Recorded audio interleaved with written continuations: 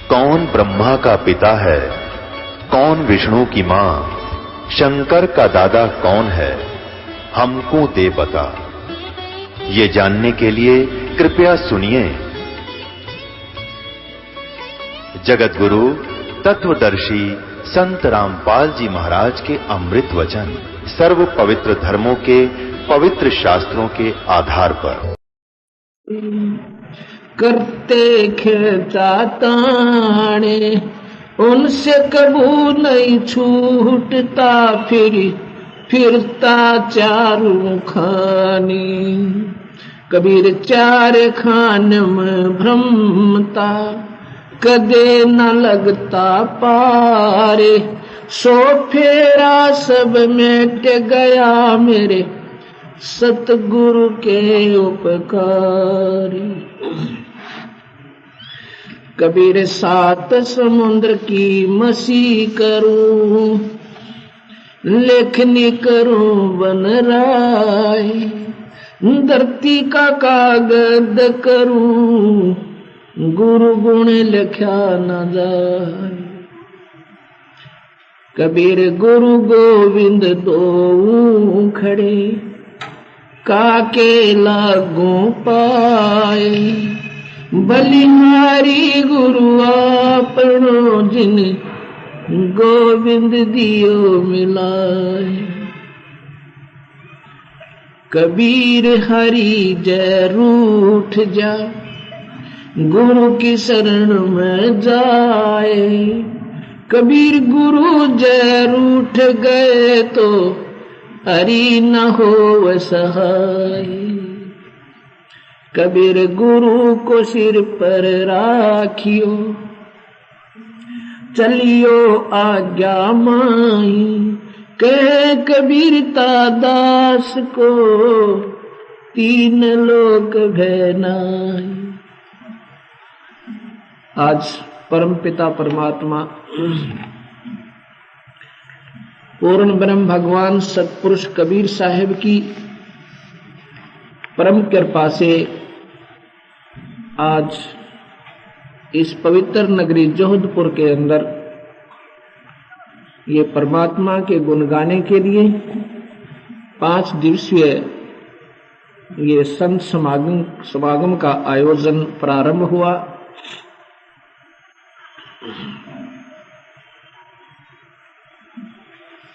तुलसीदास जी कहते हैं, सुत दारा और लक्ष्मी घर पापी के भी हो, ये संत समागम हरि कथा। तुलसी दुर्लभ तो संतान संपत्ति उन परिवारों में भी हो सकती है, उनके पिछले संस्कार कर्म आधार पर, जो परमात्मा को कभी भी याद नहीं करते, शराब पीते हैं और दुनिया को लूट लूट कर अपना घर भर रहे हैं, क्योंकि उन्होंने पिछले जन्मों में कोई ऐसे शुभ कर्म किए हुए हैं जिसके आधार पर परमात्मा उन्हें वह सर्व सुविधा दे रहा है जो आम व्यक्ति को भी शायद उपलब्ध ना हो, जो भक्ति भी कर रहे हैं, क्योंकि उनका पिछला संस्कार, जैसे शुभ कर्म उन्होंने किए हैं, वो परमात्मा उन्हें पूर्ण देवेगा। यदि उन नादान आत्माओं को सत्संग नहीं सुनने को मिला, उनका जीवन व्यर्थ हो जाएगा। जैसे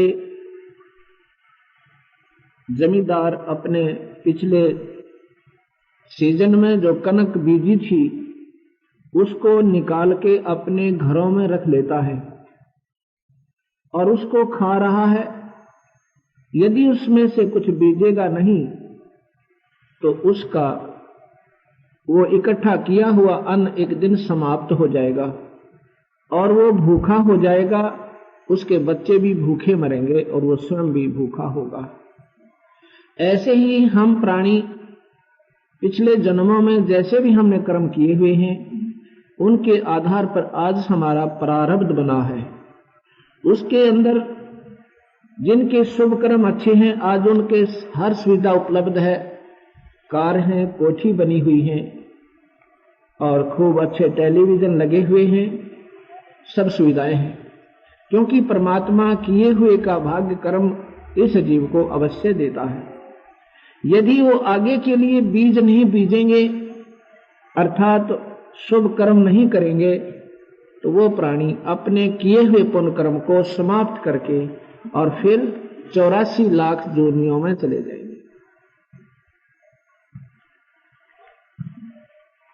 इसके लिए संत कहते हैं कि संत समागम हरि कथा, ये जो आज शुभ दिन दाता ने, उस परम पिता ने आपको उपलब्ध करवाया है, ये बार बार नहीं होता। ये ना जाने किन पुण्यात्माओं के शुभ कर्मों के आधार पर ईश्वर ने ये सारी व्यवस्था किसी भक्त आत्मा को मीडिया बनाकर, माध्यम बनाकर और यहां पर ये शुरू करवाई। आप देख रहे हो, परमात्मा को चाहने वाली आत्माएं बहुत है, लेकिन मार्ग न मिलने से वो नादान आत्माएं अपनी साधनाएं भी कर रही हैं, और जिनका प्रतिफल क्या होगा कि अंत में वो ढंग से साधना ना करने से अपने जीवन को व्यर्थ कर जाएंगे, बर्बाद कर जाएंगे। जैसा कि आज सुबह दिन में बताया था कि जो भी परमात्मा को चाहने वाली भागवान आत्मा है, कहीं ना कहीं वो कोशिश जरूर कर रही है परमात्मा को ढूंढने की, उस ईश्वर का आस्था आसरा लेने की। और जो भी साधना उसको उपलब्ध है किसी भी मजहब या धर्म के माध्यम से, उसको वो सत्य मान रहा है, उसको वो सही मानकर ही कर रहा है, नहीं तो करे नहीं उसको वो गलत सिद्ध हो जाता है। गलत और ठीक का कैसे ज्ञान होगा जब हम संतों के विचार सुनेंगे। अपने समाज में चल रही परंपरागत जो साधनाएं हैं वो कितनी ठीक हैं, कितनी गलत हैं, ये संत बताते हैं। वही संत जो शास्त्र के आधार पर अपना ज्ञान प्रचार करते हैं। शास्त्र जो है ये किसी व्यक्ति विशेष के नहीं होते या कोई मजहब के नहीं होते। किसी भी मजहब की आज हमने फीत ला रखी है। जो परमात्मा को जानने वाले महापुरुष किसी भी मजहब में हुए हैं, उन्होंने एक ही बात कही है और परमात्मा को पाने का वही तरीका बताया है, वो भिन्न नहीं बताया किसी ने। जब तक हम संतों के शरण में नहीं आते तब तक हम अपनी अपनी साधनाओं को श्रेष्ठ मानकर उस पर लगे हुए।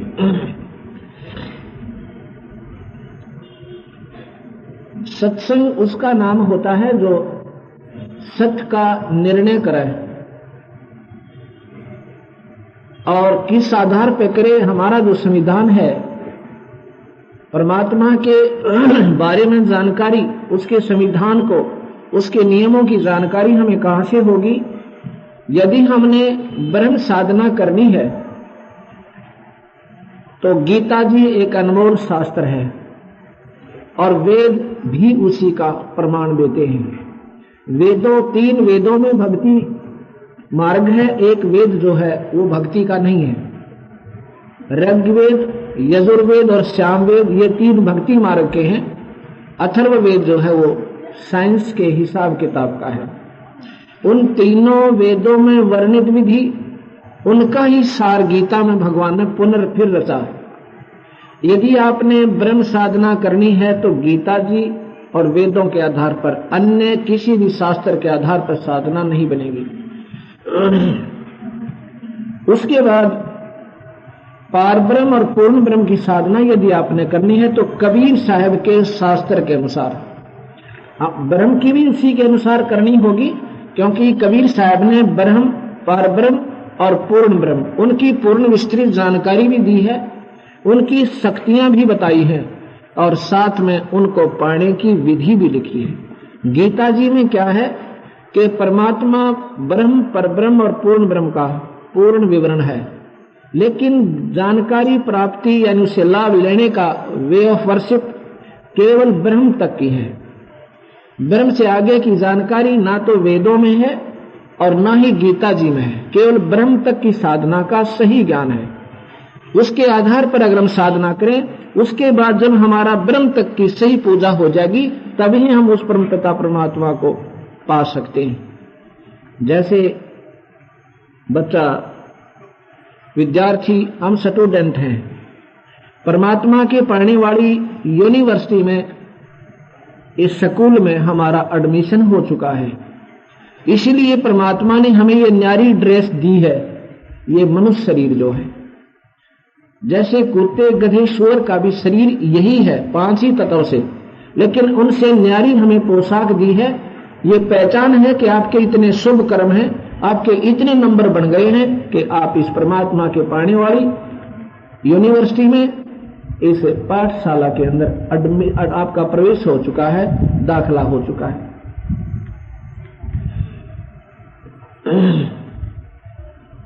तो जब हम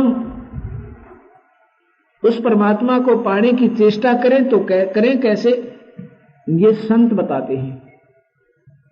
और जो हम आपको बताएंगे वो आपने एक नई नई बातें लगेंगी, लेकिन कुछ ही दिनों में अगर आप लगातार ये 5 दिन दोनों टाइम सत्संग सुन लेना, आप इतना पश्चाताप करोगे, हे परमात्मा, हे मालिक, हम आंखें होते हुए अंधे हुए, हमारे पास शास्त्र रहे, गीता जी रही और पुराण हमारे पास है, वेद भी उपलब्ध है। अब वेदों का सरलार्थ भी उपलब्ध है, गीता जी का हिंदी अनुवाद भी उपलब्ध है। हाँ, इतना जरूर रहा है कि जिन्होंने पूर्ण परमात्मा का सही ज्ञान नहीं था, उन अनुवादकर्ताओं ने गीता जी को सही ढंग से सुलझा नहीं पाए, लेकिन शब्दार्थ सही किया, कई जगह शब्दार्थ को भी गलत किया। गीता जी में 18वें अध्याय का 47वां श्लोक है। उसमें भगवान कह रहे हैं कि अर्जुन, अपनी शास्त्र अनुकूल सही साधना को दूसरों की सुनियोजित बढ़िया लगने वाली शास्त्रहीन गुणहीन गुण रहित साधना को उनकी तड़क भड़क देखकर नहीं त्यागनी चाहिए।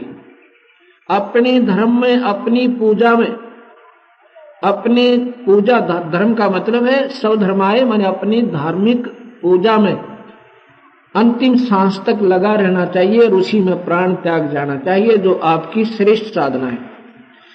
गीता में अनुवादकर्ताओं ने क्या कर दिया कि हे अर्जुन, अपनी गुण रहित साधना को नहीं त्यागना चाहिए, दूसरों की बढ़िया साधना को देखकर अर्थ को अनर्थ कर दिया। ये गीता मेरे पास उपलब्ध है और इसकी 1,06,80,000 प्रतियां समाज में पहुंच चुकी हैं, जिसमें क्या गलत सरलार्थ किया है कि अपनी घटिया साधना को नहीं छोड़े, चाहे कितनी गंदी कर रहा है। गुण रहित माने एक अन्य की नहीं, यूजलेस नहीं छोड़नी चाहिए दूसरों की बढ़िया शास्त्र अनुकूल साधना को देख के। ऐसा तो फिर ये गीता जी का कहने की क्या आवश्यकता पड़ती भगवान ने? अगर यही लिखना था कि वो जो ऐसी कर रहा है करते रहो, उसको मत त्यागना, तो फिर गीता जी का क्या आवश्यकता थी भगवान ने ये ज्ञान लिखने की, लिखवाने की, बोलने की? अनर्थ कर दिया।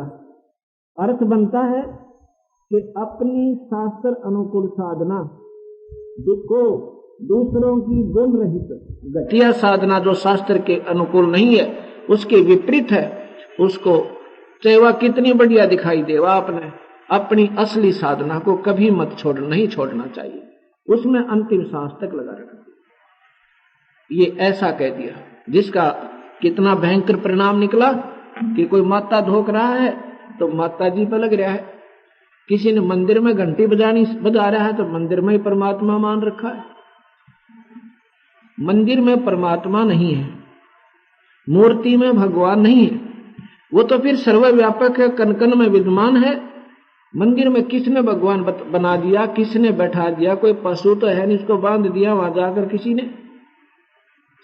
विचार कीजिए, मंदिर में एक प्रतिमा बनाई रखी होती है किसी देव की, भगवान विष्णु की हो सके, भगवान शिव की हो सके, श्री राम और सीता जी की हो सके। उस मूर्ति से हमें क्या ज्ञान होता है कि ये परमात्मा जिसकी तस्वीर, जिसका स्वरूप हम देख रहे हैं, इसमें क्या क्या गुण थे, इन्होंने क्या क्या लीलाएं की, ये कितने काम के भगवान थे। लेकिन उसमें भगवान नहीं है, वो गुण नहीं है जो भगवान के होते हैं। जैसे एक बार मैं आपको बताता हूं, जब कबीर साहब की, भगवान की हमने ये जानकारी हुई, उनका विचार किया गहराई में, क्योंकि मैं भी गीता का तगड़ा उपासक था। भगवान कृष्ण, भगवान शिव और हनुमान जी और माता मंगलवार का व्रत रखना। अब पता चला ये तो कहीं किसी शास्त्र में भी प्रमाण कोई ना कि किस प्रकार हमें साधना करनी चाहिए, वो विधि नहीं थी। एक बार मैं एक कुछ फल लेने के लिए एक फल वाले की दुकान पर जाता हूं। वहां पर मैं केले ले रहा था, साथ में एक सेब लेने वाला आ जाता है ग्राहक। वो दुकानदार से कह रहा, भाई मुझे बढ़िया सेब दे देना, पैसे तेरी मर्जी के। दुकानदार फल वाला कहता, भाई उसने ऐसे अपने कॉलम से बना रखे, खाने नारे नारे ऊपर तक। उसने कहा, ये तेरे सामने सेब रखे, छांट ले अपनी मर्जी से, मेरे पास यही है। वो कहता है, इनमें कोई अच्छा सेब नहीं है, ये ऊपर वाले सेब दे दे जो तूने ऊपर वाले कॉलम में, यानी उस ऊपर के हिस्से में रखे हुए हैं। उसने ऐसे 3, 4, 5 वो बना रखे थे फल रखने के, ऐसे स्लोपसी में। दुकानदार कहता है, ये तेरे मतलब के नहीं है, क्योंकि वो पत्थर के बनवा कर उसने, और बढ़िया उसके ऊपर ऐसा गजब पेंट कर रखा, ओरिजिनल न भी फेल करे हुए, और वो रख रखे ऊपर ले कॉलम में। वो कहता है, ग्राहक कहता, भाई मैं पैसे पूरे दे रहा हूं, आप क्यों नहीं दे रहे मुझे वो सेब?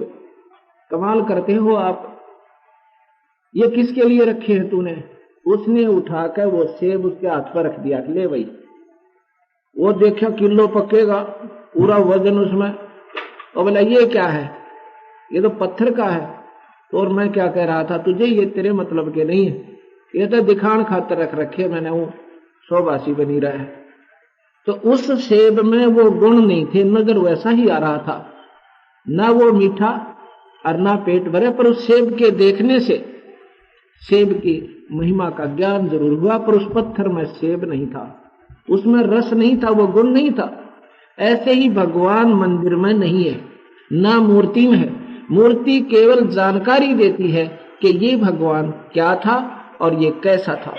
अब जैसे कोई बच्चा स्कूल पढ़ रहा है, पुस्तक में वो देखता है बढ़िया आम, उसके फर्स्ट क्लास यानी नर्सरी केजी के बुक में, और उस सेब ने देखकर कहता, पापा मैं तो सेब लूंगा। और पापा कहे, बेटा ये सेब है, खा ले इसने। और उसके ऊपर चाहे आरती उतारो उस सेब की, चाहे उसके ऊपर आदर से उसके गुणों को ज्ञान आधार पर कितनी उसकी श्रद्धा करो और उसकी सम्मान करो, वो मुंह मीठा नहीं कर सकता। वो कागज की मूर्ति का सेब, आम, उस आम ने ये ज्ञान दिवा दिया कि ये बहुत मीठी वस्तु होती है, इसको प्राप्त करना चाहिए।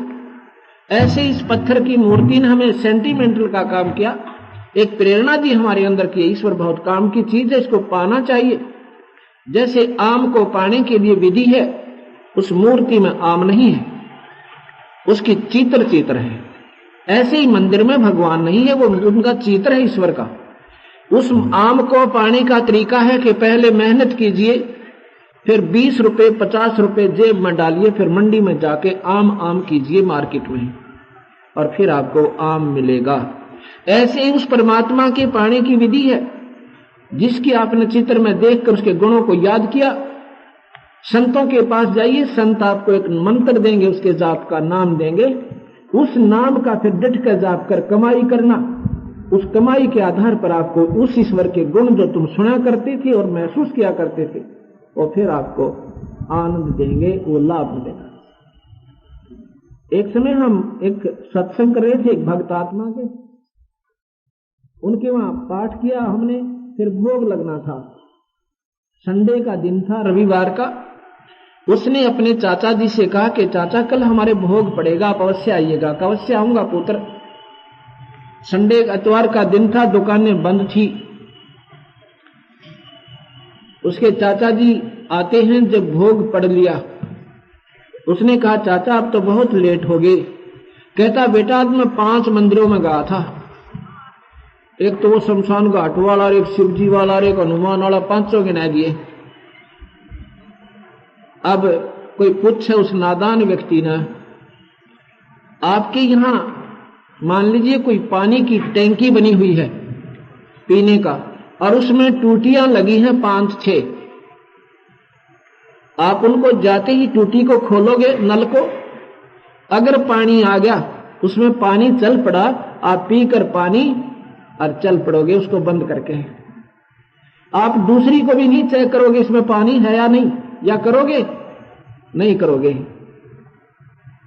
अगर उसमें पानी नहीं है तो दूसरी भी खोलेंगे, उसमें भी नहीं है तो तीसरी भी देखेंगे, और चौथी भी देखेंगे, 5वीं भी देखेंगे। पानी नहीं है तो देखेंगे, है तो नहीं चेक करेंगे। ऐसे ही अगर भगवान मंदिर में, एक में मंदिर में भगवान होता तो दूसरे में जाने की आवश्यकता नहीं पड़ती। ये सूखे जड़े ढोने, यानी अनावश्यक हमारी पूजाएं हैं जो हमें लाभ नहीं दे रही, जिसका भयंकर परिणाम हुआ कि हम मेहनत बहुत करते हैं और फिर भी हमें लाभ नहीं मिला ईश्वरीय शक्ति का, जो हम सुना करते थे। कबीर साहब कहते हैं, गुरु बिन किन्हे न पाया ज्ञाना, जो थोथा बुछड़े किसाना। संत के बिना किसी को भी भक्ति मार्ग की जानकारी नहीं हो सकती। ऐसे ही जैसे थोथे भूस को, यानी खाली भूस जिसमें कनक ना हो और उसको कूट रहा हो कोई, मेहनत बराबर है, परिश्रम बराबर है, पर अंत उसका रिजल्ट 0 होगा। ऐसी हम जो साधनाएं करते हैं ये हमारी व्यर्थ है। अब ये बातें हमें शुरू में जो बुद्धिमान जीव हैं वो तो अवश्य स्वीकार करेंगे, और जो रूढ़िवादी हैं जिन्होंने दूसरी सुननी ही नहीं, जो हम कर रहे हैं वो ठीक ही है तो करते रहो, कोई दबाव नहीं किसी पर। हमारा फर्ज है, हमें ज्ञान हुआ, हम भी ऐसे ही अनजान थे और लगा कि मेरे जैसे परमात्मा को चाहने वाली बहुत आत्माएं हैं, उनको मार्ग नहीं है, और सतगुरु के आदेश से ये मार्ग बताने की हमारी ड्यूटी लगाई है। हम केवल सत्य कहेंगे, असत्य का सहारा नहीं देंगे। कोई सुनो, बेशक मत सुनो, कोई दबाव नहीं किसी पर, ये कोई प्रेशर की बात नहीं है, लेकिन सच्चाई कड़वी होती है, अंत में मीठी बन जाती है। कबीर साहब कहते हैं, कबीर इस संसार को समझाऊं कै बार, पूछ पकड़ ले बेड़ की उतरा चाव पारे। कबीर तीरथ कर कर जग मुया, उड़े पानी नहाए, राम नाम रटा नहीं फिर काल घसीटे जावे। तीरथ कर कर जग मरा, वह क्या है? एक तालाब होगा, लंबा चौड़ा भी हो सके, वो छोटा भी हो। तीर्थ की परिभाषा सुनाता हूं आपको। भक्तात्माओं, आप निष्पक्ष भाव से ये सत्संग सुनना। मजहब, जाति और अपनी इष्टवादिता को कति भूल जाना 5 दिन, फिर आपकी मौज कुछ भी करना। ये भी भूल जाना हम किस मजहब से संबंध रखते हैं, ये अपनी भूल है। आज हम हिंदू हैं, कल मर जाओ, मुसलमान के घर जन्म हो सकता, कोई पाबंदी नहीं है भगवान के घर में। कहीं कदे कोई बावड़ा हो रहा हो, और आज हम मनुष्य, कल हम गधे भी बन सकते हैं। हमारी जाति जीव है, और हमारा जो मनुष्य, इस जीव जाति में जो मनुष्य जाति है सबसे उत्तम है। इसमें हम ईश्वरीय साधना कर सकते हैं। अगर इसमें चूक गए तो फिर 84 में चौकस जाना होगा, फिर कोई बचाव नहीं है। अब मैं तीर्थ के बारे में आपको जानकारी देता हूं, ध्यानपूर्वक सुनिएगा, क्योंकि आज हमारा समाज भक्ति मार्ग में बहुत निमन सतर्पा हो गया। समाज माने जीव, हमारा मनुष्य समाज, मानव समाज, नॉट एनी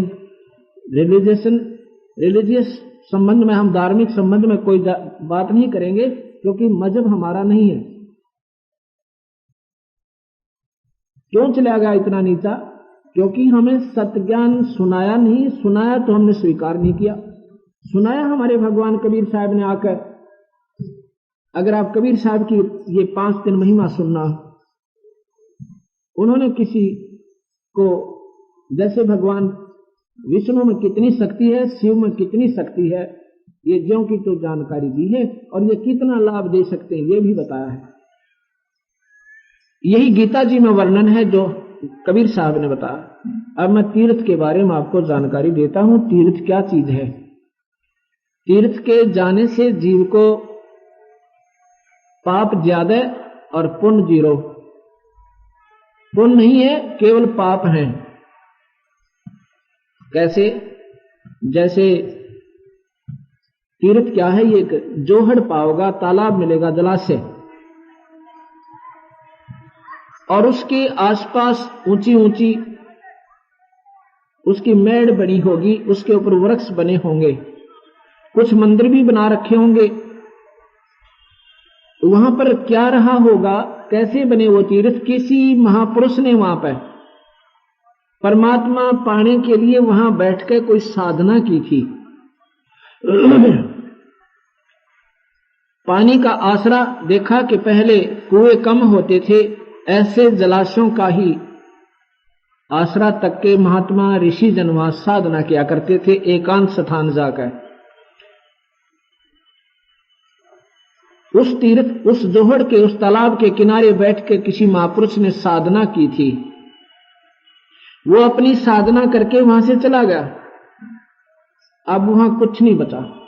जैसे एक होम दस्ता होता है, होम दस्ता आपने देखा होगा, एक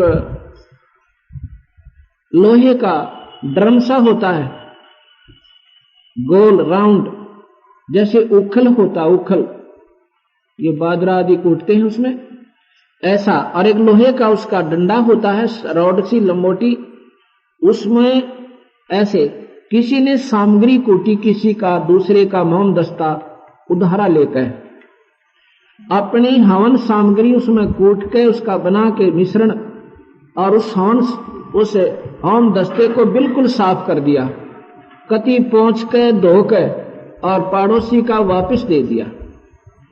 फिर भी उसमें महक बच गई और उन्होंने जाकर के अपने घर में कमरे में अपनी चारपाई के नीचे रख दिया। जब उस कमरे में वो बढ़ते हैं, प्रवेश करते हैं, तो कहते हैं पता नहीं आज इसमें इतनी महक कहां से भर गई। जब ढूंढते ढूंढते देखा कि ये तो इस मोहम दस्ते में से, इस पात्र में से आ रही है।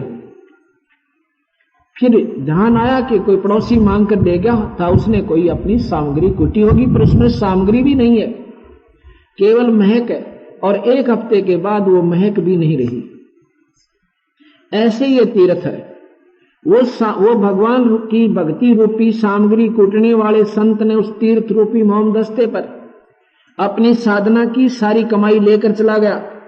वहां नहीं छोड़ा उसने कुछ भी, पर फिर भी वहां उसकी भक्ति का कुछ अंश रहा, पर उस अंश भी कुछ दिनों में समाप्त हुआ। अब वो तीर्थों में भी वो अंश नहीं है। जहां थोड़ी देर जाने से शांति तो मिल जाती है, लेकिन लाभ जीवन कति नहीं।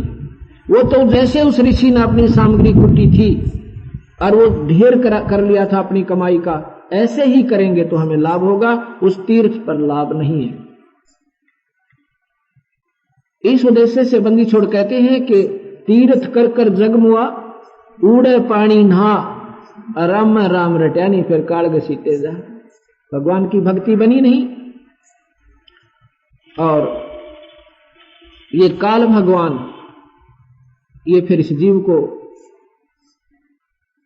परमात्मा के भजन बिना केस पकड़ के उठा ले जाता है।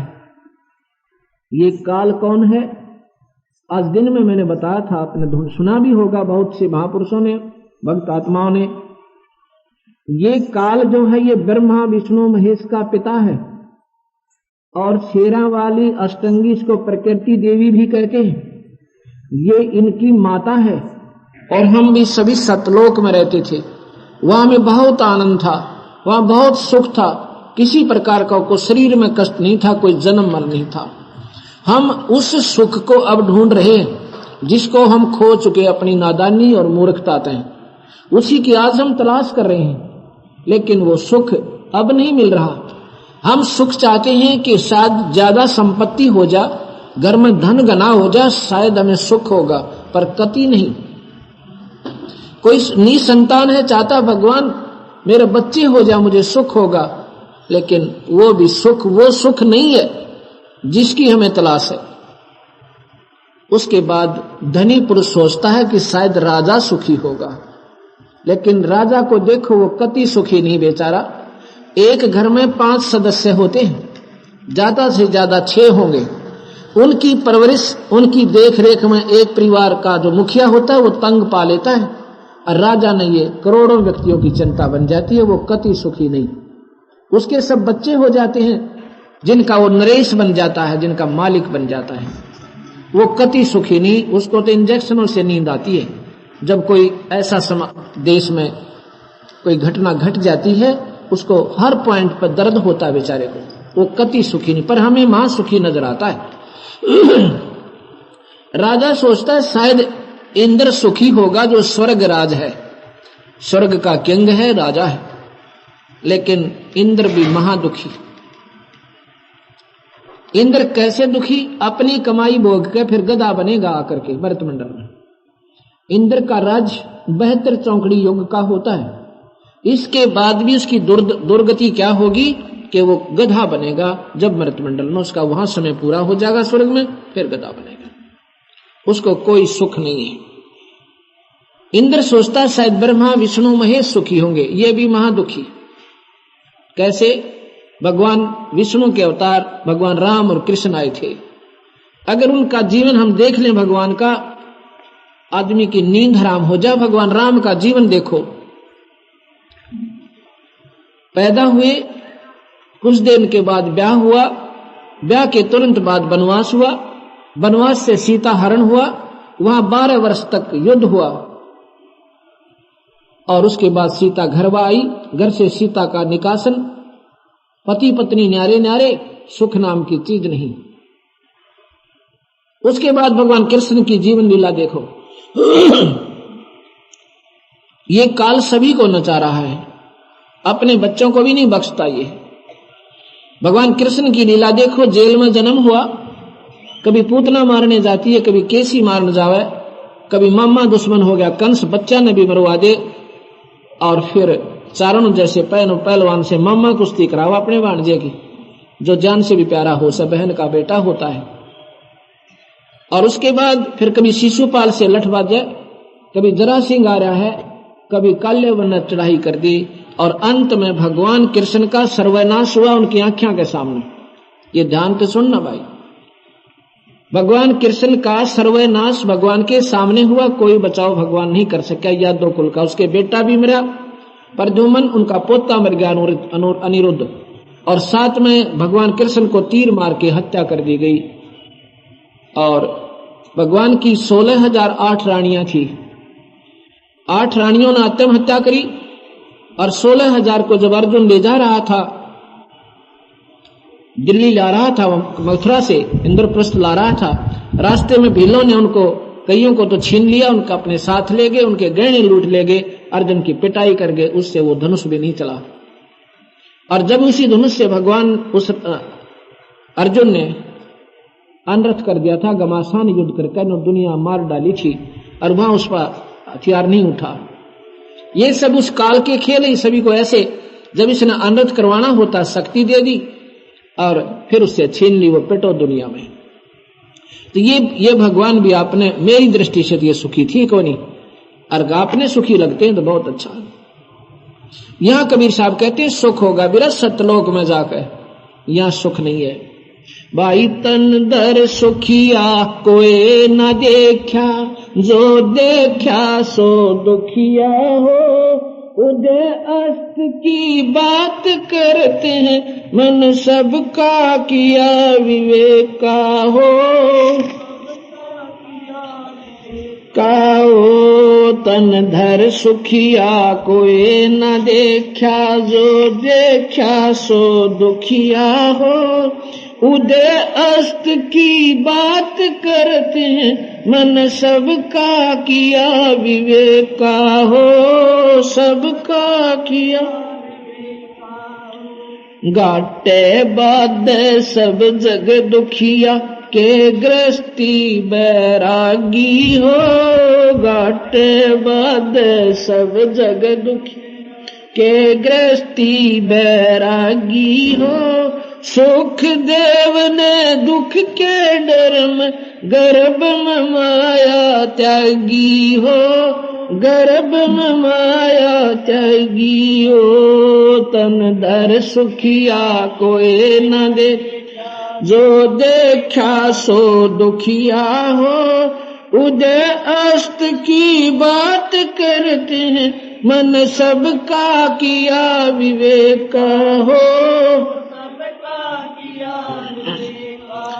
भाई जंगम दुखिया योगी दुखिया, तपसी को दुख दूना हो। जंगम दुखिया योगी दुखिया, तपसी को दुख दूना हो। आशा तृष्णा सबको व्यापे, कोई मैल न सुना हो। कोई मैल न सुना हो। तन धर सुखिया जो देखा सो दुखिया हो। उदय अस्त की बात करते हैं, मन सबका किया विवेका हो। साच कहूँ तो जग नहीं माने, झूठ कही ना जाई हो। साच कहूँ तो जग नहीं मान, झूठ कही ना जाई हो।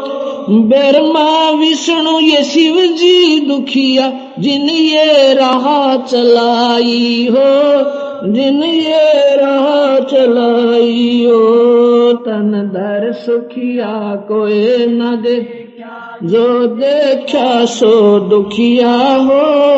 उदय अस्त की बात करते हैं, मन सबका किया विवेका हो। सबका सुरपति दुखिया भूपति दुखिया, रंक दुखी बपरीती हो। सुरपति दुखिया भूपति रंक दुखी बपरीती हो। कहे कबीर और सब दुखिया, संत सुखी मन जीती हो। संत सुखी मन जीती हो। तन धर सुखिया देखा जो देखा सो दुखिया हो। उदय अस्त की बात करते हैं, मन सबका किया विवेक हो। सत्संग। अब आपने सुना कि तन धर सुखिया कोई न देखा, जो देखा सो दुखिया हो। उदय अस्त की बात करते हैं, मन सबका किया विवेका हो। अर्थात मैंने सभी का परीक्षण किया। सतगुरु महाराज कहते हैं कबीर साहब, मुझे तो कोई सुखी यहां पर प्राणी लगा नहीं, क्योंकि हम अपने सुख को छोड़ आए, जिसकी आज हमें तलाश है। ये ब्रह्मा विष्णु महेश कौन है? ये हमारे जैसी ही आत्माएं हैं। ये क्या करता है? ये काल भगवान जो गीता के 11वें अध्याय में 32वें श्लोक में कहता, मैं काल हूं अर्जुन और सभी को खाऊंगा, किसी को नहीं छोड़ूंगा। उसी को कबीर साहब कहते हैं, ये काल कसाई हसत है और सर्वलोक को खा। अंकुश निर्गुण नाम का ये सतगुरु दर पकड़ा जाए। अब काल को कसाई कहा सतगुरु ने, कबीर भगवान ने। ध्यान से सुनना इन बातों को। विष्णु पुराण में लिखा है कि भगवान विष्णु का, अब यहां ध्यान से सुनना, विष्णु कौन है?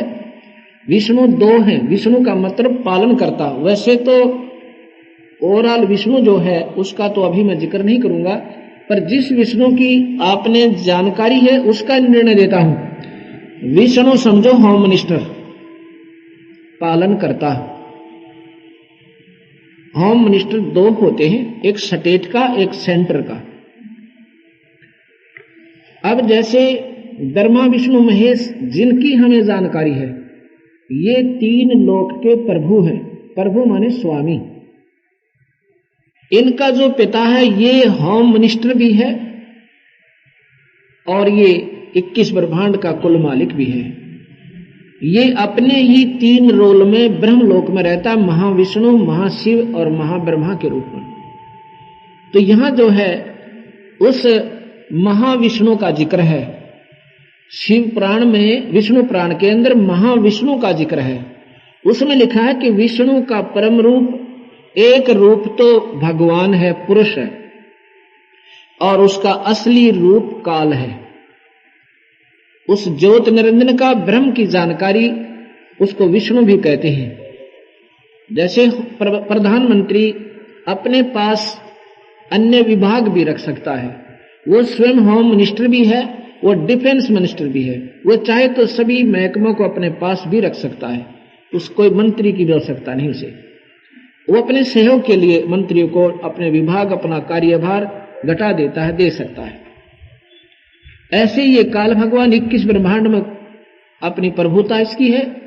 इसने अपने पुत्रों को इन विभाग दे रखे हैं। ब्रह्मा को ये शरीर बनाने का, विष्णु अपने जो नियमन विष्णु, सेकंड नंबर के विष्णु हैं, यानी स्टेट के मंत्री हैं, और उस अपने पुत्र को एक को विष्णु बना रखा है और एक को ही संहार करने के लिए मारने की ड्यूटी ला रखी है। ये तीनों पुण्य आत्मा है।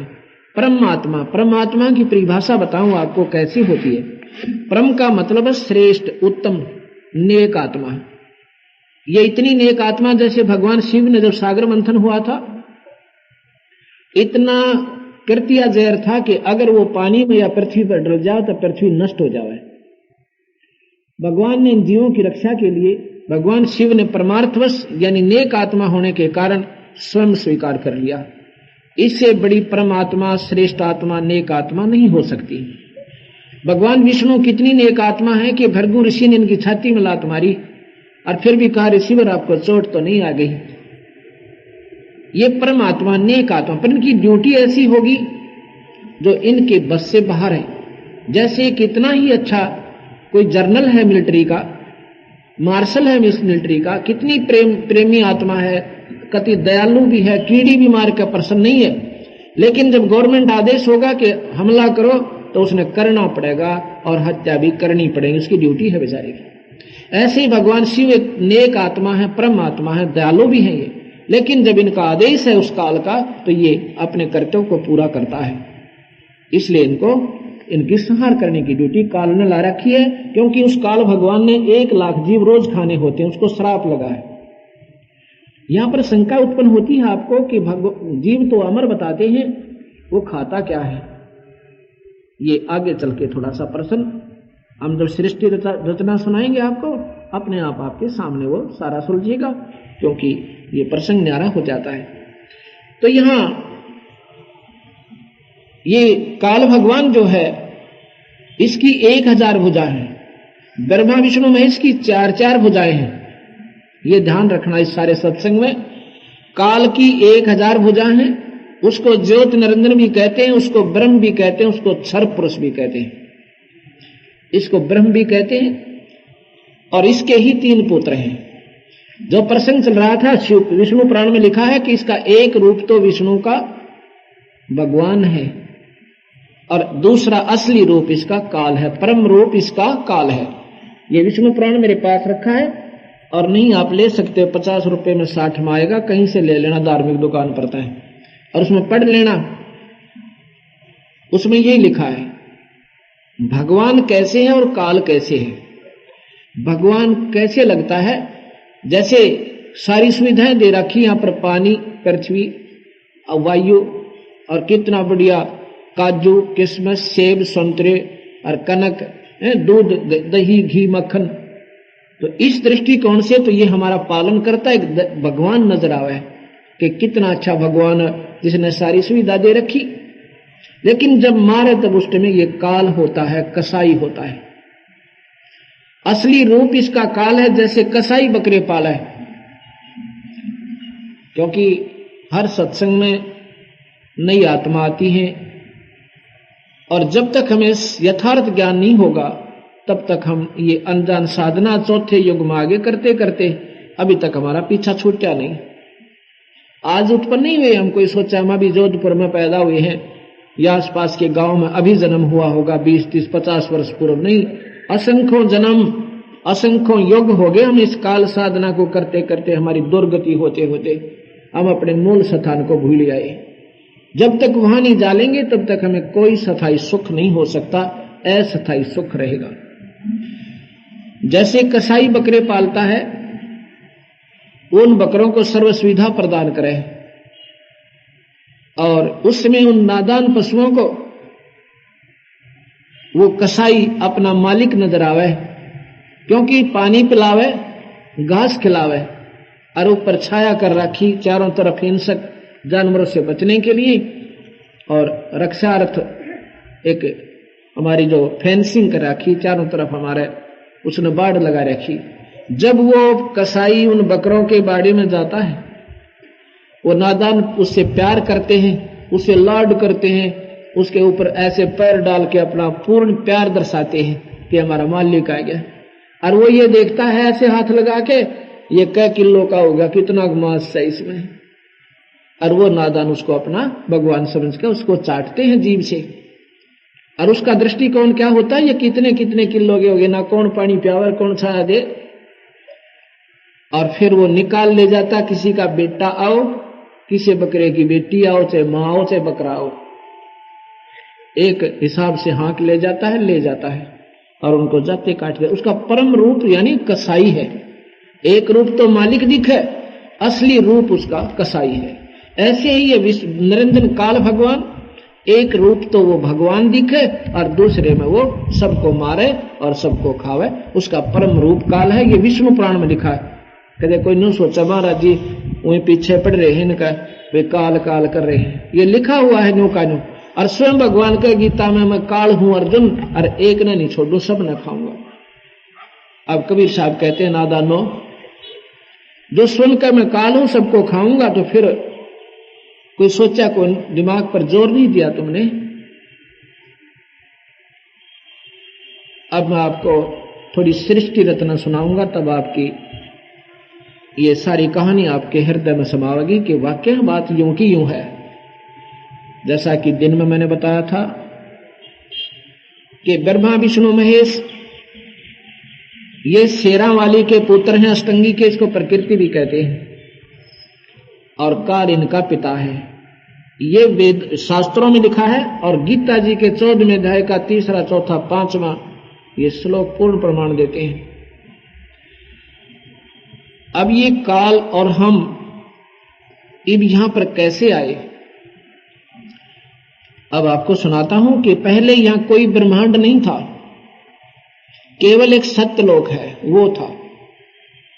वहां पर सतपुरुष, पूर्ण ब्रह्म, परम अक्षर ब्रह्म, 3 मैंने आपको भगवान बताए और गीता जी ने भी यही प्रमाण दिया। 3 परमात्मा है, एक क्षर, एक अक्षर पुरुष, एक क्षर पुरुष, एक अक्षर पुरुष और एक निअक्षर पुरुष यानी परम अक्षर पुरुष। ये 3 परमात्मा गीता जी का 15वां अध्याय का 16, 17 और प्रमाण देते हैं। अध्याय के 15वें अध्याय के 16, 17 श्लोक। जो परम अक्षर पुरुष है यानी पूर्ण ब्रह्म परमात्मा है, उसके अवतार स्वयं कबीर भगवान आए हैं। अब यहां प्रश्न उठेगा कि कबीर साहब तो 600 वर्ष पुराने हैं मुश्किल से,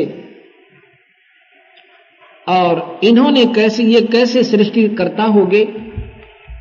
कबीर साहब 4 युगों में आए हैं। सतयुग में सतसुकृत नाम से, त्रेता में मुनिंदर नाम से, द्वापर में करुणा में नाम से, और कलयुग में कबीर नाम से। वो पूर्ण ब्रह्म परमात्मा सतलोक में रहता है। जैसा कि मैंने दिन में बताया था, यजुर्वेद के 5वें अध्याय का 32वां श्लोक भी यही प्रमाण देता है कि वो परमात्मा सारी सृष्टि का, तारा आदि तंतुओं का रचने वाला और बंधनों का शत्रु यानी बंधन काटने वाला, बंधन छुड़वाने वाला, बंदी छोड़, हम उसको बंदी छोड़ कहते हैं। और सरदारकर्ता ने उसमें लिखा है बंधनों का शत्रु, यानी बंधन छुड़वाने वाला, बंधन काटने वाला, हम उसको बंदी छोड़ कहते हैं। स्वयं भी वो अपने आप को बंदी छोड़ कहते हैं। कबीर साहब कहते हैं अमर करूं सतलोक पठाऊं, अर्थात बंदी छोड़ कहूं, इसलिए मैं बंदी छोड़ कहलाता हूं। वो सतलोक में रहता है, ऐसा ही वेद में लिखा है और ऐसा ही गीता में लिखा है। अर्जुन वो पूर्ण परमात्मा ऊपर शाश्वत स्थान में रहता है। आपको रोजाना 1 या 2 गीता का अध्याय सुनाऊंगा और फिर आपका हृदय से ये जो अज्ञान है ये कति दूर होगा। गीता जी को हम अवश्य मानते हैं क्योंकि ये बहुत ही उत्तम शास्त्र है। इसके इक्विवेलेंट, इसके बराबर ब्रह्म तक की साधना का कोई शास्त्र नहीं है। और ये किसी मजहब जाति का नहीं है। जाति और मजहब तो, उसमें मजहब तो बने भी नहीं थे जब ये शास्त्र भगवान ने इस प्राणी के उद्धार मात्र लिखा था। इसमें केवल जानकारी तो ब्रह्म और पारब्रह्म की पूरी है, पूर्ण ब्रह्म की भी है, लेकिन वे ऑफ वर्शिप केवल ब्रह्म तक की है। इस करके साधकों ने 88 हजार वर्ष गीता के आधार पर साधनाएं तो की, लेकिन मुक्त नहीं हुए, क्योंकि वो स्वर्ग, महास्वर्ग और फिर 84 लाख दुनिया में उनका चक्कर बना रहा। गीता में यही लिखा है, अर्जुन मेरे को कोई प्राप्त नहीं कर सकता जिस रूप में मैंने तुझे आज दर्शन दिए, जो विकराल रूप दिखाया, विराट रूप, ये मेरा असली रूप है। इसको कोई नहीं देख सकता, न वेदों में वर्णित साधना था, न तप से, न यज्ञ से, न हवन से, किसी भी प्रकार से मेरे इस रूप का ना दर्शन हुए हैं, ना ही होंगे, अर्थात परमात्मा प्राप्ति नहीं। ये लिखा कि गीता जी में ओम जाप है, यज्ञ हवन है, अगर इनको ढंग से करे, विधिवत कर ले, तो इस जीव का काफी वर्षों तक, काफी युगों तक, हजारों युगों तक जन्म मरण बच सकता है। वो कहाँ रहेगा? वो महास्वर्ग में रहेगा। स्वर्ग क्या चीज है? एक रेस्टोरेंट है, एक होटल है। इसमें भी अंतर होता है। एक तो राजस्थान का होटल, एक कुल्लू मनाली का होटल, वहां ज्यादा खर्चा और आनंद ज्यादा है, क्योंकि वहां वातावरण एक जैसा रहता है, बड़ा मीठी मीठी, और विशेषकर गर्मियों में। अब जैसे कोई साहूकार व्यक्ति ही रेस्टोरेंट में जा सकता है, ना गरीब आदमी नहीं जा सकता। ये स्वर्ग एक रेस्टोरेंट है, एक होटल है। साहूकार आदमी अपनी पूंजी बचा के, और 2 महीने जब राजस्थान हरियाणा में लू चले, उस समय कुल्लू मनाली जाकर उन रेस्टोरेंट में रहे, जेब में 10,000 रुपए, 20,000 रुपए होंगे तो 2 महीने कटेंगे, ना तो जल्दी वापस आ जाएगा। वहां अपनी जेब कटवा के, यानी 2 महीने मौज मार के और पूंजी खो के, फिर मुंह लटका के इसी क्षेत्र में फिर आ जाना। ऐसे ही स्वर्ग के अंदर वो पूंजीपति जाते हैं जिनकी पुण्य कमाई होती है, जिनके पुण्य ज्यादा होते हैं, जो भगवान ओम जाप का मंत्र ज्यादा कर जाते हैं, वो स्वर्ग और महास्वर्ग में वहां चले जाते हैं। वहां अपनी पूंजी ने खा के, खो के और फिर मुंह लटका के गधे बन जाते हैं। ये ब्रह्म तक की साधना का अंतिम यानी लाभ है। यही गीता में लिखा। अर्जुन 9वें अध्याय का 7वां श्लोक पढ़ के देखियो कि कल्प के अंत में ये सभी प्राणी, चाहे स्वर्ग में है चाहे महास्वर्ग में है, ये सारे नष्ट हो जाएंगे, मेरी प्रकृति में लीन हो जाएंगे, फिर मैं दोबारा रचूंगा। 8वें अध्याय में फिर लिखा है, इनको बार बार रचता हूं मैं, कर्म के आधार पर कोई गधा बने, कोई कुत्ता बने, कोई सुअर बने। ये गीता जी में लिख रखा है। अब ये भी मुक्त नहीं हुआ जीव। 7वें अध्याय को कल सुनाऊंगा अपने गीता जी के ने, क्योंकि अभी भूमिका बन रही है उस परम पिता की और इस ब्रह्म तक की। इसके बाद 7वां अध्याय सुनाऊंगा कल आपने, और आप हैरान रह जाओगे इस बात ने सुनकर कि भगवान ने कमाल कर रखा है, कति सच्चाई कर रखी है। स्वयं कहा कि अर्जुन मेरी साधना भी घनी अच्छी नहीं है, और ब्रह्मा विष्णु महेश की तो एक अन्य की भी कोई ना, यानी 3 गुणों की भक्ति से तो ऊपर न उठ और मेरी भक्ति कर। और वेदों के जानने वाले ये बहुत नेक आत्मा है, विद्वान पुरुष है, ये बहुत अच्छी उद्धार आत्मा है, पर ये भी मेरी इस ओछी मुक्ति में, घटिया मुक्ति में व्यवस्थित है, क्योंकि इनको ऊपर का मार्ग बेरा कोई ना। ऐसे लिखा जो मैं बताऊं आपने कि मेरी ये घटिया अपनी क्यों बताते हैं? क्योंकि जन्म मरण जीव का बचे नहीं, 84 लाख दुनिया बचे नहीं किसी भी साधना से, ना ब्रह्मा से, ना विष्णु से, ना शिव से। और ब्रह्मा विष्णु महेश भी नाशवान है और ये क्षर पुरुष यानी ब्रह्म भी नाशवान है। ये गीता जी में लिख रखा कि महाप्रलय जब होगी ये ब्रह्म तक भी समाप्त हो जाएंगे। और वास्तव में अविनाशी तो कोई और है अर्जुन, जो तीनों लोकों में प्रवेश करके सबका धारण पोषण करता है, उसको परम अक्षर परमात्मा यानी पूर्ण परमात्मा के नाम से जाना जाता है। ऐसा ही लिखा है। वो परमात्मा कौन है? हम सभी सतलोक रहते थे, वहां पर ये काल भगवान भी रहता था। मैं यहां थोड़ा सा सोरठ बनाऊंगा, आपने विशेष जानकारी पानी है तो ये हमने एक पुस्तक बनाई है इस दास ने, ये गहरी नजर गीता में। इसमें सारी सृष्टि रचना, सभी शास्त्रों के आंशिक लेख जो परमात्मा के बारे में ज्ञान देते हैं, जैसे देवी भागवत महापुराण का वो 3 स्कंद का वो अंश जिसमें सारा स्वीकार करते हैं कि हम शेरा वाली माता के पुत्र हैं, और इसी अष्टंगी को शेरा वाली को प्रकृति कहते हैं। इसी से ब्रह्मा विष्णु महेश की उत्पत्ति हुई। ऐसे विष्णु पुराण का आंशिक लेख, महाभारत का आंशिक लेख, और साथ में सतगुरु कबीर भगवान के द्वारा दी गई सृष्टि रचना की पूरी जानकारी, और फिर गीता के हर अध्याय से पहले उसका सारांश, उसके बाद अनुवाद सहित श्लोक हिंदी में भी और उनके शब्दार्थ भी। कोई न्यू ना सोचे कि महाराज जी कबीर पंथी थे, सट्टे मार दिए होंगे, और इसमें सट्टे नहीं लग सकते। ये भगवान के मुख से उच्चारित, भगवान ने स्वयं भगवान कृष्ण के माध्यम से इसको उच्चारण किया। संस्कृत के जो अंदर जो भगवान का अपना उच्चारण है उसको कोई नहीं बदल सकता। हाँ, सरलार्थ, भावार्थ, शब्दार्थ को गलत करना मूर्खता का काम है, लेकिन भावार्थ अपने हिसाब से चेंज कर सकता है लेखक। वो भावार्थ उसके अपने दिमाग की उपज होगी, लेकिन इस सरलार्थ, शब्दार्थ इनको चेंज नहीं किया जा सकता। लेकिन ये भी पाया कि अज्ञानतावश शब्दार्थ भी चेंज करती है। अनुत्तम का क्या अर्थ होता है? अश्रेष्ठ, अनुत्तम। उत्तम उसका विपरीतार्थ शब्द अनुत्तम, उत्तम अनुत्तम, उत्तीर्ण अनुत्तीर्ण। इन्होंने अनुत्तम शब्द का सर्वश्रेष्ठ लिख रखा है, सरलार्थ किया है। बताओ शब्दार्थ, भगवान स्वयं कहता है ना कि मेरी अनुत्तम मुक्ति में उलझे हुए हैं ये, तो वहां लिख दिया मेरी सर्वश्रेष्ठ मुक्ति में लगे हुए हैं ये, यानी सारा ही भावार्थ बदल दिया, अर्थ भी गलत कर दिया, क्योंकि उनको पूर्ण परमात्मा का ज्ञान नहीं। कि भगवान स्वयं कहता भी मेरी पूजा भी अर्जुन बढ़िया कोई ना, इसलिए उस परमात्मा की शरण में जा, तेरा पूर्ण छुटकारा होगा। वो परमात्मा कौन है इसके बारे में अर्जुन पूछा है, भगवान बताता है वो परमात्मा परम अक्षर ब्रह्म है भाई, वो पूर्ण परमात्मा है। ऐसा ही पूछा उसने कि वो ब्रह्म है कौन, तो भगवान कहता वो परमात्मा परम अक्षर ब्रह्म है भाई, यानी पूर्ण परमात्मा है। उसकी शरण में जाने